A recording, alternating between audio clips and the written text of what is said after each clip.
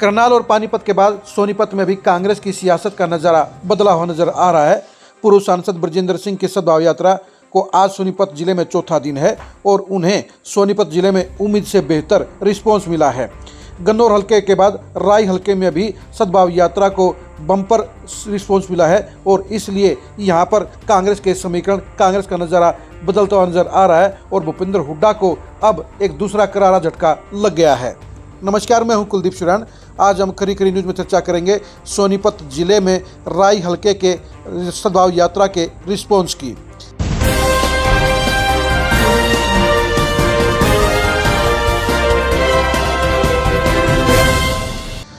गन्नौर में जहां कुलदीप शर्मा ने सद्भाव यात्रा को जोरदार रिस्पॉन्स दिलवाने का काम किया, बड़ी जनसभाएं करवाने का काम किया, ब्रजेंद्र सिंह और वीरेंद्र सिंह को भरपूर लोगों का समर्थन दिलाने का काम किया, वहीं पर अब एसबीके तिगड़ी में एक और मजबूत चेहरा जुड़ गया है। वो है पूर्व विधायक जयतीर्थ दहिया।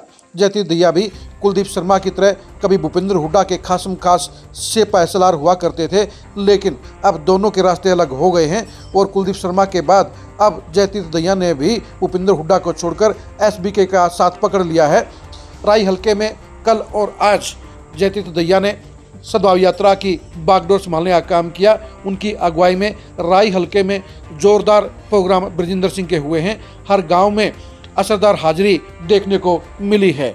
यानी भूपेंद्र हुड्डा जिस खतरे को लेकर डर महसूस कर रहे थे वो डर सच साबित होता नजर आ रहा है, क्योंकि उनके पुराने गढ़ में ब्रजेंद्र सिंह की यात्रा को इतना बड़ा रिस्पॉन्स मिलने की उम्मीद किसी को नहीं थी। जाहिर सी बात है, अब सोनीपत के समीकरणों के अंदर साफ तौर पर बदलाव नजर आ रहा है और इसकी वजह यही है कि भूपेंद्र हुड्डा कुछ पुराने चेहरों तक सिमटे हुए हैं और दीपेंद्र हुड्डा भी नए चेहरों को जोड़ने में नाकाम रहे हैं। यही वजह है कि सोनीपत जिले में भी करनाल और पानीपत की तरह बदलाव नजर आ रहा है। सोनीपत जिले में भूपेंद्र हुड्डा पिछले 26 साल से अपना वर्चस्व कायम किए हुए हैं। उनकी मर्जी के बगैर यहाँ पत्ता भी नहीं हिला है, लेकिन 2019 के लोकसभा चुनाव में मिली पहली हार और उसके बाद 2024 के विधानसभा चुनाव में 6 सीटों में से 5 पर हार ने भूपेंद्र हुड्डा के वर्चस्व को खत्म कर दिया है, उनके गढ़ होने के दावे को चकनाचूर कर दिया है और इसलिए अब दूसरे खेमे के नेता भी यहाँ पर पैर पसारने लगे हैं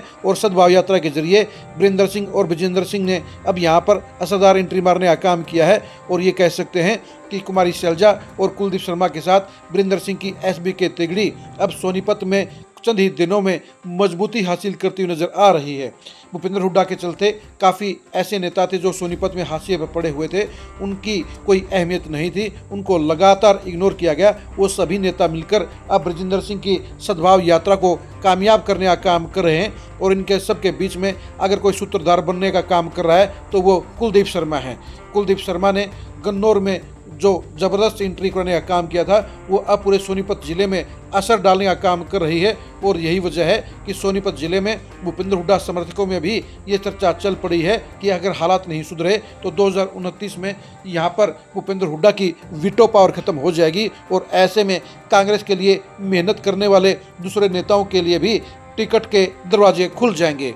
यानी जो जिला भूपेंद्र हुड्डा के नीचे पिछले 26 साल से दबा हुआ था, उनकी गिरफ्त में था, वो अब उनके चंगुल से निकलता हुआ नजर आ रहा है और जिस हिसाब से ब्रजेंद्र सिंह की सद्भाव यात्रा को सोनीपत जिले में लगातार चौथे दिन जोरदार रिस्पॉन्स मिला है, वो साफ तौर पर इस बात की तरफ संकेत कर रहा है कि अब सोनीपत जिले में कांग्रेस में नया नज़ारा होगा, नए समीकरण होंगे और कांग्रेस के अंदर सिर्फ भूपेंद्र हुड्डा के कहने से ही यहाँ पर टिकटें नहीं मिलेंगी, बल्कि 2029 में उन चेहरों को टिकटें मिलेंगी जो जीत का दावा पुख्ता रखते हों, जो सर्वे में नंबर 1 आएंगे और जिनका जनता में बड़ा जिम्मेदार होगा।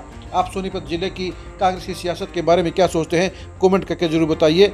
26 साल में भूपेंद्र हुड्डा ने सोनीपत जिले में कांग्रेस को मजबूत किया है या कमज़ोर किया है, इसके बारे में आप क्या सोचते हैं, कमेंट करके जरूर बताइए।